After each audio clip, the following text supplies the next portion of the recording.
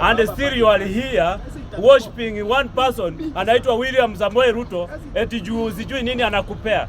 Kama ako na makosa lazima tumuambie, na ni lazima tumuambie. Watoto hawezi uliwa eti tunyamaze. Anataka wazee peke yao waishi dunia, waishi Kenya. Tunataka generation. Kama generation ndio inabadilisha, lazima tutamkemea au tuue sisi wote. Kitu yenye iko sisi tunataka amani, lakini 2027 Ruto ataenda nyumbani na mumfikishie hii ripoti. Na mtu ambaye mimi nitawaambia mpigie kura asubuhi na mapema ni mzee Matiang'i, ndio ataokoa nchi. Huyo ndio jamaa ataokoa nchi, na tumemuona tabia zake na wakati alikuwa serikalini.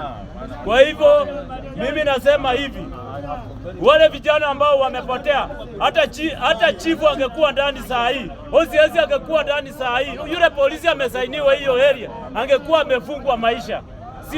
Si eti sasa tunaendelea kupembelezana na president haiziongea, hajaiongea hawa vijana ambao wameuliwa.